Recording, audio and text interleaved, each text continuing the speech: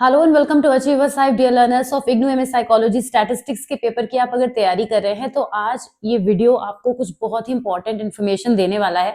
Video को पूरा जरूर देखिएगा और आपके जो फेलो स्टूडेंट्स हैं जो आपके साथ एमपीसी 6 की प्रिपरेशन कर रहे हैं उनको भी जरूर शेयर करिएगा।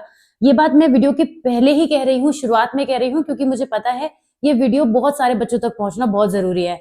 तो मैं आपकी हेल्प के लिए यहाँ पर हूँ, तो आप भी दूसरे बच्चों की हेल्प करने की कोशिश कीजिए। और यहाँ पर मैंने स्क्रीन ओपन की हुई है, अपना चैनल ओपन किया हुआ है।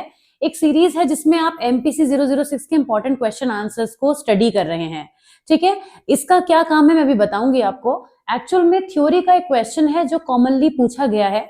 क्वेश्चन का टाइटल मैं बता देती हूँ, steps in computation of regression. Regression को कैसे कंप्यूट करते हैं, इसके कुछ स्टेप्स को आपको थ्योरेटिकल वे में लिखना है, जिसमें आप उसमें फॉर्मूला यूज करेंगे, क्या क्या स्टेप्स फॉलो करेंगे, ये सब करेंगे। पर जरूरी नहीं है कि ये रिग्रेशन के केस में ही हो। ये थ्योरी का एक क्वेश्चन मैंने आपके इजी नोट्स में डाला हुआ है, तो वहां पर तो आप इसको देख ही सकते हैं, वहां से आप पैटर्न को समझ जाएंगे किस तरह से लिखना है। लेकिन ये चीज किसी भी न्यूमेरिकल पर एप्लीकेबल हो सकती है।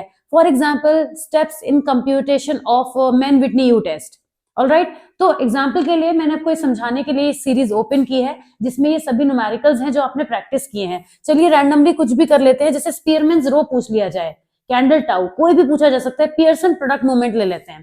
ठीक है, ये आया है इसलिए मैंने ये लिया है। तो अब आपको यहाँ पे क्या करना है, म्यूटेड है, ओके फाइन। आप यहाँ पे देख रहे हैं कि स्टेप्स लिखे हुए हैं। आपने जब मैंने आपको न्यूमेरिकल करवाए थे, थोड़ा सा बिगिनिंग में आना पड़ेगा क्योंकि वहीं पर लिखे हुए हैं। इसको स्टॉप कर देती हूँ मैं और इसकी हेल्प से मैं आपको समझाने की कोशिश करूंगी। तो ये जो स्टेप्स हैं, मैंने आपको शुरू में बोला था, जब आप न्यूमेरिकल की प्रैक्टिस करते थे तो आपको ये सारी चीजें अपने पास नोट करनी है और याद भी करनी है, ध्यान में रखनी है। इन्हीं स्टेप्स का यूज करके आप एग्जामिनेशन में थ्योरी क्वेश्चन में लिख कर आएंगे कि आप पियर्सन प्रोडक्ट मूवमेंट कोरिलेशन को फाइंड आउट करने में क्या स्टेप्स यूज करेंगे।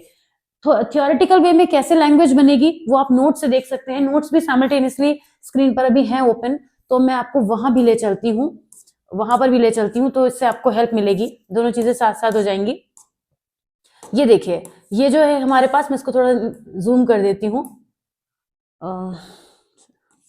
Steps in computation of regression, ये आप देख रहे हैं। तो हमने यहाँ पे कैसे स्टेप्स लिखे हैं, क्या क्या करते हैं हम किसी भी न्यूमेरिकल को सॉल्व करने के लिए। सबसे पहले आपको क्वेश्चन में न्यूमेरिकल दिया होता है, तो हम ऐसे नहीं लिखेंगे कि question we are given data in the question so we are doing it. No, आपको उसको स्टैटिस्टिक्स की रिसर्च के एंगल से लिखना है कि हम क्या करते हैं। सबसे पहले डेटा को गैदर करते हैं, ऑर्गेनाइज करते हैं।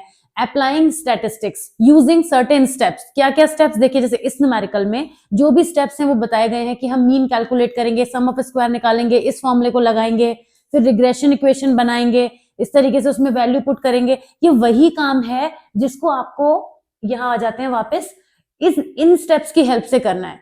ये एक बहुत ही स्मार्ट चीज है जो आपको थोड़ा सा स्मार्टनेस के साथ करनी है कि अगर आपको स्टेप्स ध्यान में है कि क्या क्या करने हैं तो उसको थ्योरेटिकल फ्रेम में सेट करना है बेसिकली।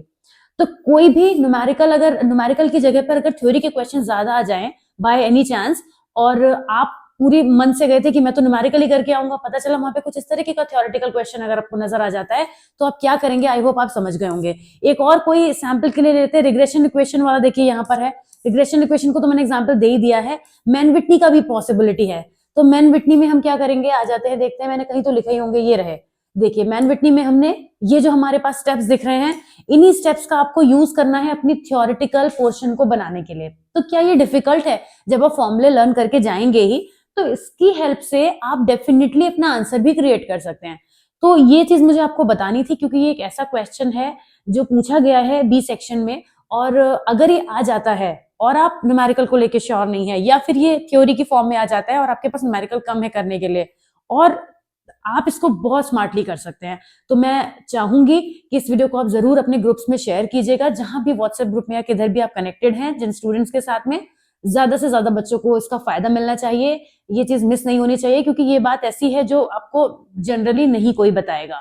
और मैंने तो इस तरीके से कराया है, तो मैं ये भी सोच रही हूँ कि जब मैंने इस तरीके से कराया है तो मेरे बच्चों को तो उसका फायदा मिलना ही चाहिए। मेरे मुंह से बच्चों निकल जाता है, I always consider my student as my kids.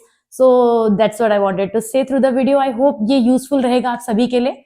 अगर आपके काम का रहता है तो वीडियो को लाइक करके जरूर जाइएगा, और चैनल तो आप ऑलरेडी सब्सक्राइब किए हुए हैं, आई नो दैट, क्योंकि आप चैनल को बहुत सारा प्यार और सपोर्ट लगातार दे रहे हैं। तो मैं मिलती हूँ आपसे नेक्स्ट वीडियो में। Till then take care of yourself, bye bye.